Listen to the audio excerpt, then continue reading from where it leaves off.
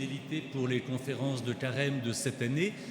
Elles ont été consacrées à déchiffrer le message que Dieu veut faire entendre au monde par Notre-Dame.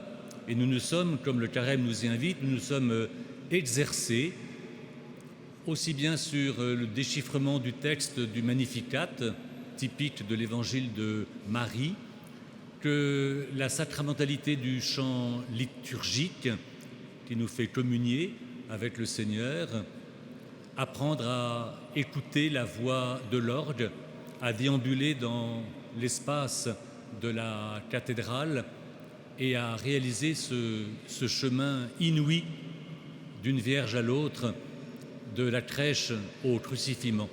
Tout cela nous permet d'être en bonne forme pour affronter aujourd'hui un texte difficile et prodigieux dans l'Apocalypse, la vision de la femme et du dragon que nous lisons pour la fête du 15 août. Pour nous faire entendre ce soir le texte de l'Apocalypse, Catherine Salvia, sociétaire honoraire de la Comédie Française, a bien voulu nous rejoindre. Et notre guide est Régis Burnet, bien connu des Parisiens. Il est normalien, critique littéraire, bibliste, enseignant à la faculté catholique de Namur et anime depuis des lustres maintenant l'animation La foi prise au mot sur KTO. Avec une telle parole et un tel guide, nous allons pouvoir regarder cette vision, nous l'approprier et peut-être en témoigner. Merci à vous.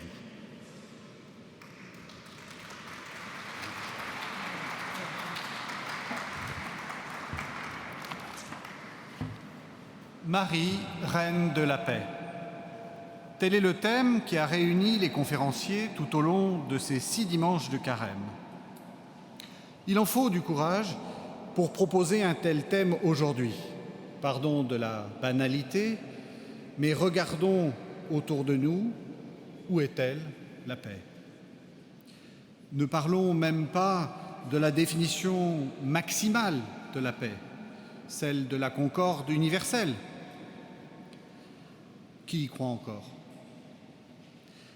Mais même en se contentant de chercher l'absence de guerre, quelle région du monde peut se glorifier de la connaître, cette absence de guerre?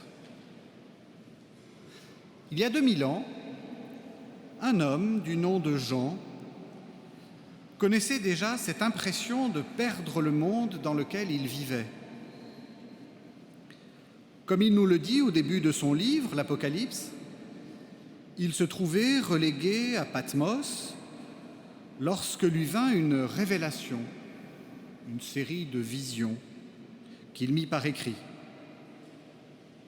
Les premières pages, écrites sous la forme de lettres aux églises chrétiennes, décrivent une situation tout à fait catastrophique. À Smyrne, on connaît la pauvreté et on subit la persécution. À Laodicée, au contraire, on a cédé au soft power de l'Empire romain et on fait des affaires. À Pergame et à Thyatire, on se complaît dans l'immoralité et l'erreur. À Sardes, on fait encore semblant de croire, mais à la vérité, on sait déjà qu'on est mort spirituellement. Et à Philadelphie, enfin, on vit dans l'angoisse. Un joli monde qui n'a vraiment rien à envier au nôtre. Devant notre monde, en effet, les plus jeunes d'entre nous hésitent, tremblent. Qui sait si cette génération ne verra pas la destruction totale du globe? La fin de la planète bleue, l'Armageddon, ne sont-ils pas à nos portes? Alors surgit cette question terrible que relaient bien des conversations sur les réseaux sociaux. Pourquoi mettre des enfants au monde? Il y a 60 ans, le poète de Bosnie-Herzégovine, Mak Dizdar, avait capté ce sentiment de vertige, cette sourde angoisse qui nous saisit face à la naissance d'un petit être parfaitement vulnérable dans ce monde terrifiant. Il écrit cette berceuse que Catherine Salvia va faire renaître en lui prêtant sa voix. Madame, c'est un honneur de vous entendre. Comme tu es doux et fragile, et pourtant, il te faut vivre. Il te faut vivre parmi les hommes, mais tu n'as pas de parole. Il te faut vivre parmi les loups, mais tu n'as pas de dents. Et comment distingueras-tu un homme d'un loup d'un homme? Tes mains sont l'azur, invoquant l'aube. Et avec elles, quand même, tu dois t'affronter aux batailles sur les lignes de fracture, aux monstres serpents, les demeures du dragon. Alors, qu'elles grandissent vite, tes mains, qu'elles croissent et se fortifient plus vite encore. Tu es venu ici, là où venir était le moins bienvenu, là où il était le plus fou d'arriver, là où pourtant il était le plus héroïque de renaître. Car ici, on ne vit pas seulement pour vivre, ici on vit pour mourir. Et ici aussi, on meurt pour apprendre à vivre. La naissance d'un enfant, un être encore parfaitement innocent, agit comme un révélateur, un miroir inversé. Par contraste, la noirceur du monde apparaît avec davantage d'acuité. On ne devrait se préoccuper que de sa fragilité, car comme le dit Aragon, rien n'est précaire comme vivre, rien comme être n'est passager. Mais en réalité, c'est sa vulnérabilité qui se révèle la plus inquiétante. Cette inlassable menace que le monde extérieur, dans sa dureté, le blesse à mort. Dans l'Apocalypse, Jean réussit à rendre cette angoisse sourde par une image, celle du combat de la femme et du dragon. Jean fait de la théologie sous forme de pièces de théâtre cosmiques. Les scènes s'enchaînent pour donner à voir le monde tel qu'il est. Parut dans le ciel un grand signe, une femme revêtue de soleil, la lune sous les pieds et une couronne de 12 étoiles sur la tête. Elle était enceinte et elle criait dans le travail de l'enfantement et dans ses douleurs. Un autre signe parut encore dans le ciel, et voici un grand dragon, rouge feu, avec 7 têtes et 10 cornes, et sur ses têtes 7 diadèmes. De sa queue, balayant le tiers des étoiles du ciel, il les jeta sur la terre. Le dragon se dressa devant la femme qui allait enfanter, afin de dévorer son enfant dès qu'elle l'aurait mis au monde. Vous l'avez entendu, il s'agit d'un signe, c'est-à-dire d'une communication sous forme symbolique, au lecteur de décrypter de quoi on lui parle. Qu'il prenne l'Ancien Testament pour le feuilleter et qu'il se plonge dans les légendes du Proche-Orient ancien pour en découvrir la signification. La femme, aux dimensions cosmiques, qui fait du soleil son manteau et de la lune son marchepied, est une allégorie. Un détail en donne le sens. Elle est couronnée de 12 étoiles, comme les 12 tribus d'Israël. Elle représente donc le peuple élu. Elle est l'image de la communauté.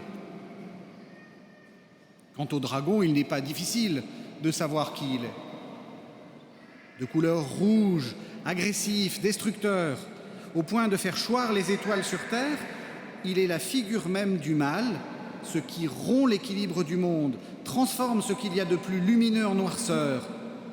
Il se dresse éternellement contre la communauté, dans un combat issu des antiques mythes de l'humanité.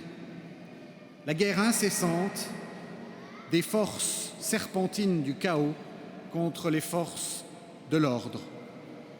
La suite du texte précise l'image. Elle donna le jour à un enfant, un mâle, celui qui doit faire paître toutes les nations avec un sceptre de fer. Et son enfant fut enlevé auprès de Dieu et auprès de son trône. Et la femme s'enfuit au désert, où Dieu lui avait préparé un lieu, afin qu'elle y fût nourrie pendant 1260 jours. L'indice, cette fois-ci, c'est le sceptre de fer. Rappelons le psaume 2 que les chrétiens ont toujours lu comme annonçant la naissance de Jésus. « Tu es mon fils, moi aujourd'hui je t'ai engendré, demande et je te donne en héritage les nations et pour domaine la terre tout entière. Tu les détruiras de ton sceptre de fer, tu les briseras comme un vase de potier. » Alors on voit la différence que fait subir l'auteur du texte à travers sa lecture messianique. Alors que le psaume parlait de victoire sur les nations, Jean superpose à la métaphore du sceptre dévastateur celle de la houlette du berger pour faire du Messie le bon pasteur qui fait paître les nations comme un berger mène ses brebis au pâturage. Si l'enfant qui naît est bien Jésus, alors qui est cette femme? Deux images se recouvrent. Si l'on suit le symbolisme hérité de l'Ancien Testament, il s'agit bien entendu de l'Église, car les prophètes ont annoncé que le Messie viendrait du milieu de la communauté. Mais évidemment, on peut aussi donner un visage plus précis à cette mère, car qui engendre le Messie, le Christ, si ce n'est Marie, la mère de Dieu? Il est très important de maintenir les deux lectures ensemble. L'assimilation de la femme de l'Apocalypse à la Vierge Marie est assez tardive dans l'histoire des interprétations du texte. Elle ne s'impose véritablement qu'au début du XVIe siècle, et donc il faut se rappeler que le texte évoque surtout un collectif. La femme est à la fois l'Église et Marie. Et ces deux lectures, bien loin d'être incompatibles, se complètent. Marie n'est-elle pas proclamée Mater Ecclesiae, la mère de l'Église, depuis Ambroise de Milan? Dans le texte, de manière surprenante, la communauté fuit. Où va-t-elle? Dans le désert, c'est-à-dire là où il n'y a pas d'êtres humains. C'est un lieu que le livre du Deutéronome décrit comme grand, terrible, peuplé de serpents brûlants et de scorpions, un chaos de hurlements sauvages.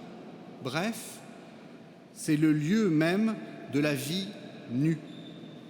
Une vie qui n'est que le seul fait d'être en vie, la survie plutôt que la vie. Une existence en totale vulnérabilité, en totale dépendance, une vie sans aucun droit, sans aucune protection, sans aucune solidarité. Une vie glaciale parce qu'elle est dépourvue de la chaleur humaine. Et pourtant, comme le dit le texte, cet absolu dénuement est le lieu de Dieu. Manquant de tout, c'est le lieu où l'on peut tout recevoir. Que l'on comprenne bien ce qui est dit ici. Partout ailleurs, le texte de l'Apocalypse parle de bataille, de guerre, et souvent les partisans du Christ sont appelés à se préparer au combat. Loin du texte, la résignation. Surtout ne pas tomber à genoux en prière en attendant le coup fatal.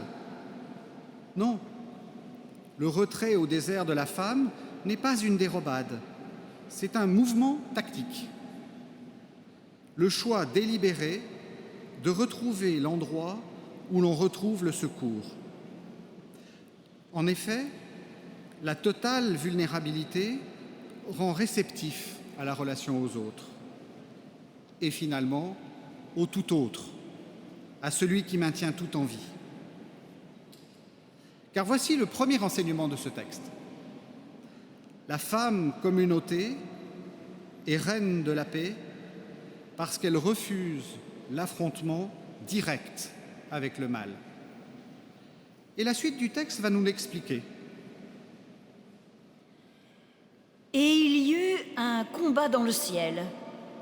Michel et ses anges combattirent le dragon. Et le dragon et ses anges combattirent. Mais ils ne purent vaincre. Pour eux, désormais, plus de place dans le ciel. Et il fut précipité, le dragon, l'antique serpent, celui qu'on nomme le diable ou Satan, le séducteur du monde entier. Et il fut précipité sur la terre, et ses anges furent précipités avec lui. Si la mère du Messie, l'Église, ne combat pas directement le mal, c'est qu'elle sait qu'elle n'est pas celle qui est destinée à le vaincre. Son premier souci, c'est de préserver la vie donnée. Un autre se charge de son salut et, vous l'avez entendu, il ne faut rien moins que Michel et ses légions angéliques pour venir à bout du Satan et de ses hordes démoniaques. Il y a là beaucoup à apprendre. Quand je suis arrivé dans l'Église, je me souviens de discours exaltés et exaltants. Nous, les jeunes, allions nous comporter de manière exemplaire. Nous allions être parfaits, comme notre Père est parfait. Par le pouvoir de la prière, de la rectitude morale, de l'engagement dans l'évangélisation, nous allions faire mieux que nos aînés. Nous allions transformer l'Église pour en faire la vraie communauté, telle que le Christ la voulait. Et à partir de cette forteresse du bien, nous finirions par renvoyer nos milices pour triompher de la civilisation de mort qui nous entourait. Il n'est pas dans la nature de l'Église de se constituer en société parfaite. Comme il n'a pas été dans l'intention de Jésus de créer un groupe d'apôtres irréprochables en expulsant Judas. Saint Paul le dit et le répète dans toutes ses lettres. Notre salut a déjà été fait sans nous. Et un autre a pour mission de vaincre notre péché. La semaine de la Passion qui s'ouvre avec ce dimanche des Rameaux va le remémorer. C'est le Christ qui triomphe du mal, pas l'humanité.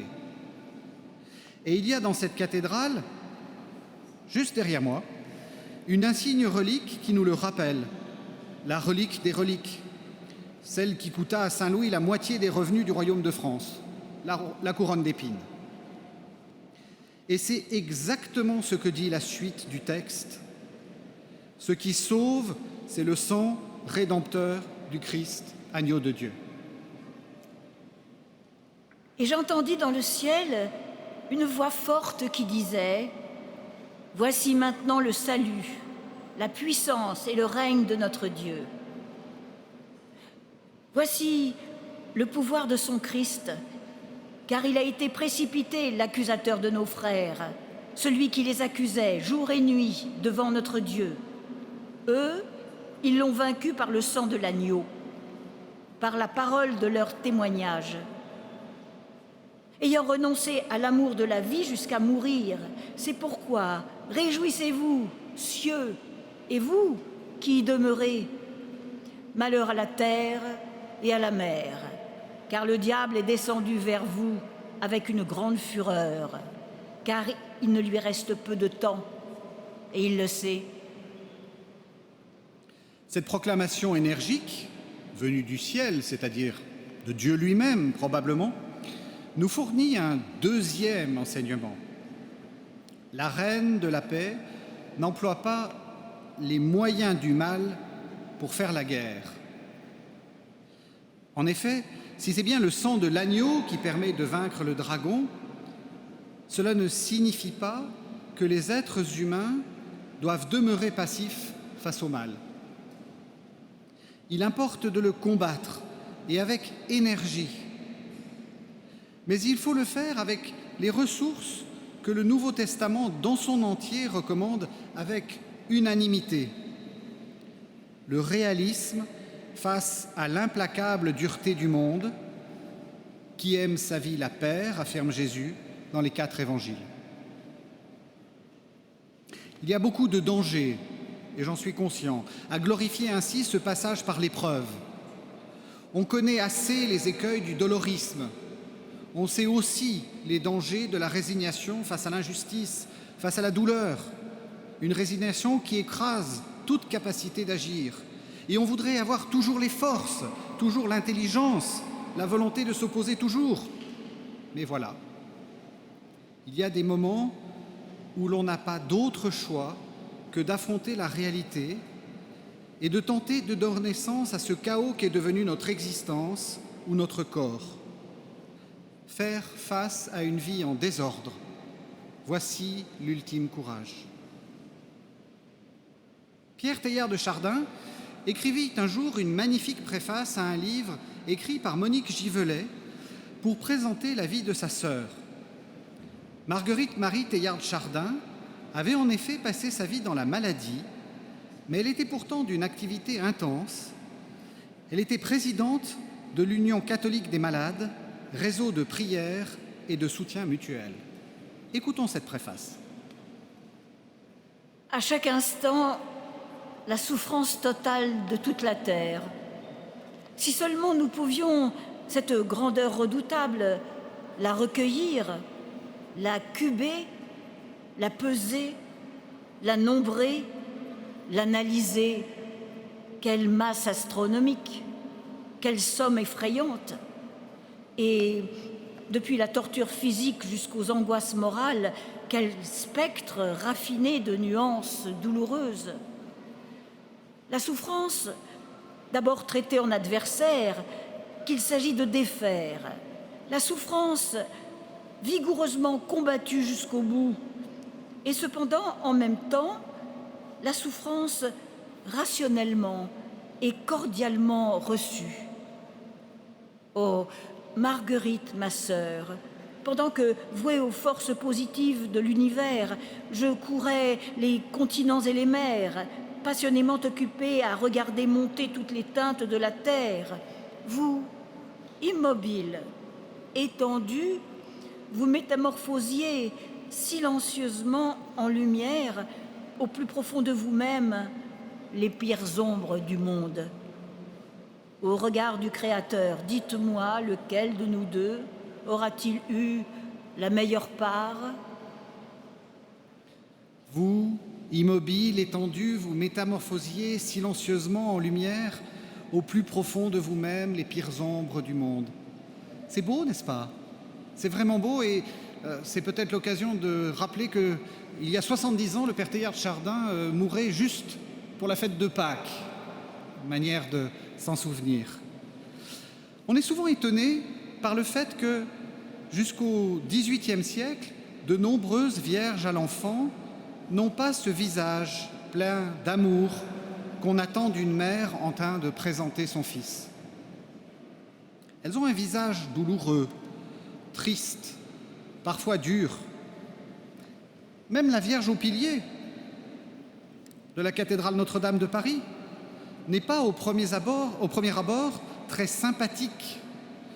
Elle arbore des traits sévères et bien loin de sourire, disons-le, elle fait la tête. Il y a là, à ce fait, une raison théologique profonde qui rejoint exactement ce que Teilhard de Chardin dit de sa sœur. En effet, Marie incarne l'attitude même auquel est invité tout être humain. Prévenue dès la présentation au temple qu'un glaive lui traversera l'âme, elle ne cesse de méditer en son cœur tous les événements auxquels elle est confrontée. En la représentant ainsi torturée, les artistes veulent indiquer cette douloureuse conscience que la victoire du Christ sur la mort s'acquiert au prix fort. Il y a toujours quelque chose de d'une piéta derrière une vierge à l'enfant. Et voilà le modèle, celui d'une femme qui, par amour, prend la décision de ne pas suivre ce que lui commanderait de faire ce même amour compris de manière égoïste. Elle ne tente pas de se mettre en travers du chemin de son enfant pour l'empêcher d'accomplir sa destinée. Et pourtant, elle le pressent. La voie qu'il emprunte conduit tout droit à sa souffrance abyssale de mère. Le consentement de Marie est pour ainsi dire hyperbolique. Il touche aux limites même de ce qui est humainement possible. Et il est bien étranger à toute résignation. Marie est donc bien reine de la paix, parce qu'elle fait le choix d'employer d'autres moyens que ceux du mal, pour, comme le dit Teilhard, combattre la souffrance vigoureusement jusqu'au bout. Retrouvons une dernière fois le chapitre 12 du livre de l'Apocalypse pour apercevoir une ultime raison de nommer la mère du Christ reine de la paix. Quand le dragon se vit précipité sur la terre, il poursuivit la femme qui avait mis au monde l'enfant mâle. Alors furent données à la femme les 2 ailes du grand aigle pour s'envoler au désert, là où elle est nourrie un temps, des temps et la moitié d'un temps, loin de la présence du serpent. Alors, le serpent lança de sa bouche, derrière la femme, de l'eau comme un fleuve, afin qu'elle se fasse entraîner par le fleuve. Mais la terre vint au secours de la femme. Elle ouvrit la bouche et engloutit le fleuve que le dragon avait craché de sa bouche. Et le dragon fut rempli de fureur contre la femme, et il alla faire la guerre au reste de ses enfants, à ceux qui observent les commandements de Dieu et qui gardent le témoignage de Jésus. Nous voilà très surpris. Pourquoi l'auteur répète-t-il 2 fois la même narration? Pourquoi reparler encore du séjour au désert? Le dragon n'a-t-il pas été vaincu? Michel a-t-il fait mal son travail d'archange stratège passé par l'école de guerre? C'est que les événements précédents se déroulaient au ciel et voici qu'on se trouve sur la terre. Si la femme était jusqu'à présent une figure idéale, céleste, de la communauté, de l'Église, de Marie, elle en est désormais l'incarnation bien concrète. Elle est la communauté chrétienne et elle nous présente ses enfants. Répéter les événements permet aussi aux voyants de les enrichir de détails nouveaux pour nous faire comprendre un autre aspect de ce combat face au mal auquel tout être humain est appelé. Le texte, en effet, nous donne une description toujours plus complète de la fureur du dragon et nous montre à quel point il s'agit d'une figure de déséquilibre. Au début du texte, vous vous en souvenez, il cherchait déjà à perturber l'ordre du monde en tentant de déstabiliser ce qui constitue l'un des éléments de la pérennité de ce monde, les étoiles dans le ciel. Ces luminaires dont la régularité de mouvement sert à nous repérer. Et voici qu'il cherche à introduire toujours plus de chaos dans le monde, en vomissant un fleuve d'eau. Cela peut nous surprendre, tant nous sommes habitués aux dragons cracheurs de feu des mythologies nordiques, mais voilà un dragon aquatique. Ce qui permet à l'auteur d'inverser les valeurs. L'eau, en effet, est un symbole extrêmement ambigu dans la Bible. Dieu n'a-t-il pas créé le monde en l'organisant à partir du chaos primordial représenté comme une sorte d'océan? L'eau a partie liée avec le désordre, car, surtout dans ces contrées arides, peu d'eau sauve de la soif et permet la vie, mais beaucoup d'eau la détruit. En utilisant l'eau qui apporte la vie pour saccager tout ce qui vit, le dragon démontre son pouvoir de perversion. Il tourne la force vitale en instrument de mort. Fureur, désolation, colère, eau, le dragon est bien du côté de la puissance. Or, comment réagit la Terre face à ce débordement d'énergie dévastatrice? Par l'inverse. Il est très frappant de constater que c'est le même mot, la bouche, qu'emploie Jean pour dire l'ouverture salvatrice de la terre et celle destructrice du dragon. Et pour bien nous le faire comprendre, il répète 2 fois le mot dans la même phrase. Elle, la terre, ouvrit la bouche et engloutit le fleuve que le dragon avait craché de sa bouche. D'un côté, l'agression, la volonté de nuire, l'usage désordonné de la puissance, et de l'autre, la calme absorption de la force sans recourir à une puissance symétrique. Dans le livre de l'Apocalypse, le mal caricature le bien. Le chapitre 13, on est au chapitre 12 pour l'instant, chapitre 13 ensuite, va nous montrer des bêtes sortir de la mer et venir de la terre. Elles parlent comme l'agneau immolé. Elles portent une blessure comme lui. Comme Dieu, elles feront descendre le feu sur la terre et accompliront des miracles. Elles sont, en tout, un miroir du bien. Mais l'erreur serait d'imaginer que l'opération fonctionne en retour. Si le mal est le miroir du bien, ce n'est pas en se faisant le miroir du mal qu'on fait le bien. On reste dans le mal. Surmonter le mal suppose de bien apprécier les limites du monde créé et notamment sa capacité à supporter la violence. Tout est une question d'absorption. Que se passerait-il dans cette situation-là si la femme, confrontée à l'incroyable puissance du dragon, répondait avec une force égale? La femme pourrait l'emporter, certes, mais resterait-il une humanité pour témoigner de sa victoire? Le grand écrivain et journaliste Simon Wiesenthal, qui survécut à l'Holocauste et employa ce qui lui resta de vie à pourchasser les responsables de la Shoah, connut une expérience qu'il raconta dans un livre bouleversant intitulé « Les fleurs de soleil ». Déporté au camp de Lemberg, dans la banlieue de Lviv, il fut un jour appelé au chevet d'un jeune soldat de 21 ans, Karl Seidel. Ce nazi avait participé à un acte d'une barbarie inouïe. Ayant mis le feu à un immeuble rempli de 300 juifs, lui et sa compagnie avaient abattu systématiquement les malheureux qui tentaient de sauter par les fenêtres pour échapper au bâtiment en flammes. Quelques mois après, aux portes de la mort, Karl implorait l'absolution d'un coreligionnaire de ceux qu'il avait ainsi impitoyablement assassinés, et le sort tombait sur Simon. Que faire? Pardonner au jeune soldat ou profiter de ce moment pour retourner le mal vers celui qui l'avait commis?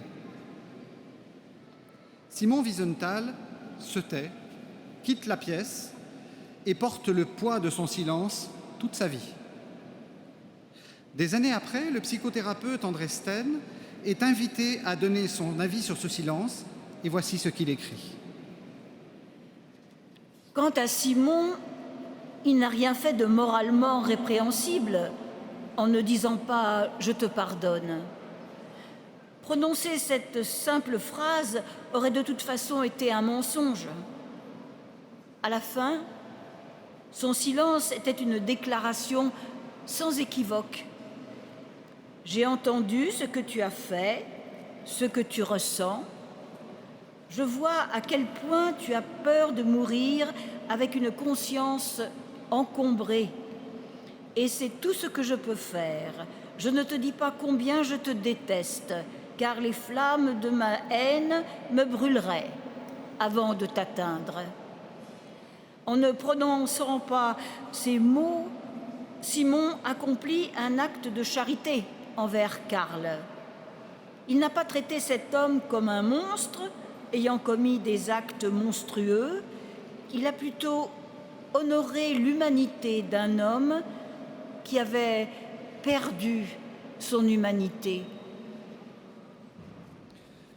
Les flammes de ma haine me brûleraient avant de t'atteindre.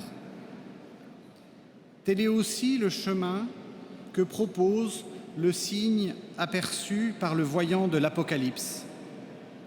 Marie, la femme Église, doit renoncer à la puissance pour laisser Dieu user des moyens humbles mais efficaces qu'il a disposés dans sa création afin d'en assurer sa protection. Comme l'a montré Laurence de Villers dans sa première conférence de Carême, Marie entonne le Magnificat comme un acte d'extrême puissance, mais d'une puissance qui connaît ses limites. Bien sûr, ces enfants, eux, ne sont pas épargnés. Comme le dit le texte, le dragon est rempli de fureur et il fait la guerre au reste des enfants. Qui de nous pourrait prétendre qu'il n'a jamais croisé dans des situations lamentables, dans le regard d'un autre ou dans son propre cœur, l'un des 7 visages du dragon, l'un des 7 visages du mal, ou senti dans son corps ou dans son âme le coup d'une de ces 10 cornes?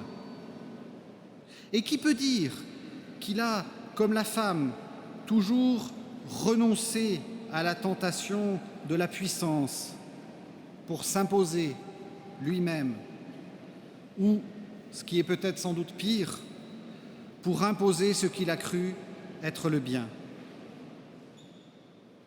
Le dragon nous fait la guerre, mais nous savons que quelque part, cette femme, cette communauté existe et représente un havre de paix où nous pourrons nous réfugier.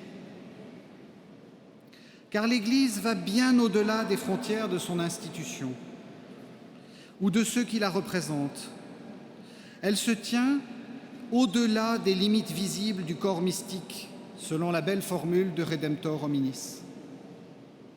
Elle prend la forme d'une présence discrète dans la prière, de la sérénité d'un monastère où l'on est accueilli dans la brume d'une arrière-saison, ou tout simplement d'un peu de chaleur humaine. Il y a un beau mot qui décrit cette expérience communautaire indispensable à la vie. C'est celui de la fraternité. Je le disais à l'instant, après quelques années sur cette terre, on se rend bien compte que l'ultime courage va consister à donner sens à une vie en désordre, à un corps en désordre, à une âme en désordre. On peut le faire tout seul, bien sûr, mais c'est au cœur de la communauté qu'on trouve des êtres qui font eux aussi cette expérience d'une existence chaotique sous bien des aspects. Et voici que leur désordre à eux permet de nous donner un semblant d'ordre à nous, et réciproquement. Trouver dans la communauté une sœur, un frère, pour faire un bout de chemin ensemble, illumine une existence au-delà des mots. Pour paraphraser Georges Bernanos, compagnons connus ou inconnus, vieux frères, nous arriverons ensemble aux portes du royaume de Dieu. Car tel est le dernier enseignement du Christ. Si Marie, si l'Église est bien reine de la paix, alors, inlassablement, au bord du gouffre, elle atteste de la bonté, elle est une sentinelle de l'humanité.